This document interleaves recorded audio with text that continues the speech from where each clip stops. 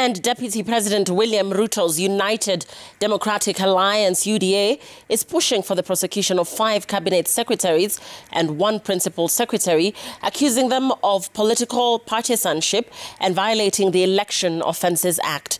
Ruto and his party has asked Director of Public Prosecutions DPP Haji to charge Interior Cabinet Secretary Dr. Fred Matiang'i, his ICT counterpart Joe Mucheru, Environment CS Tobiko, Defense CS Wamalwa, Transport CS James Macharia, and Interior Principal Secretary Dr. Kibicho for openly backing Azimio la Umoja flag bearer Raila Odinga's presidential bid in the August polls. But, as Francis Kashuru reports, the targeted CSs and Dr. Kibicho have defended their involvement in the State House succession race, citing their political rights. Thank you. Hours after meeting diplomats from the European Union and saying top government officials have an alleged plan to influence the August 9th presidential poll outcome, Deputy President William Ruto and his party UDA are pushing for the prosecution of 5 cabinet secretaries and 1 principal secretary for violating the Election Offences Act. In a letter penned by UDA Secretary General Veronica Maina and addressed to Director of Public Prosecutions Haji, Ruto's team has questioned the political neutrality of 6 top government officials who have openly backed Azimio la Umoja presidential contender Raila Odinga's bid.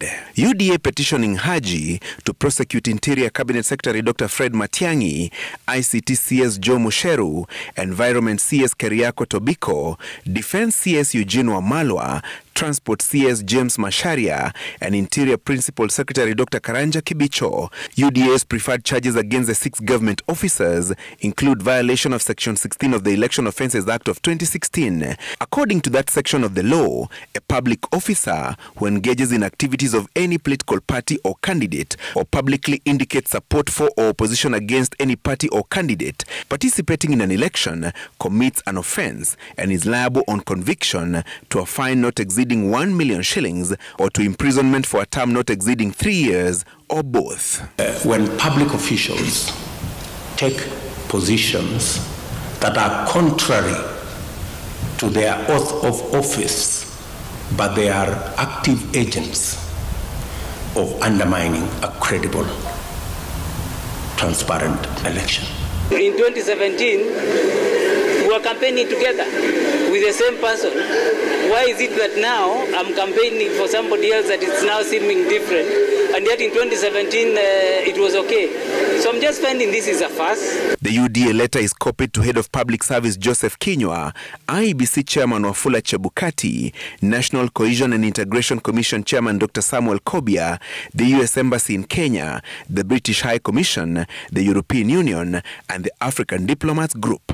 The party and its leadership questioning the objectivity of the named officials while accusing them of using their offices to campaign for Odinga against Ruto in what pundits have characterized as a 2-horse race. Ruto and his party particularly keen on the prosecution of Dr. Matiang'i and Mucheru, who head the Interior Affairs and ICT dockets that play an integral part in the August 9th polls that are 66 days away. The 2 CSs have however accused Ruto of doublespeak.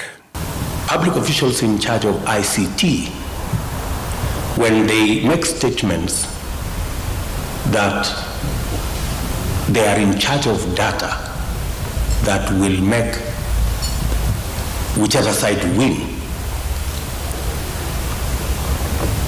that undermines the credibility of the election. If they're going to investigate, they should be investigating the office of the Deputy President, which has so much more resource than Mucheru here. For them to say that I can influence the election, then he can influence even more than me. You know, it's this usual hypocrisy and pretense in our political environment. In 2017, those of you who are here and many of you who are reporting in Kisii, I was on the campaign trail with them, all of them. So did I become a CS now in 2022?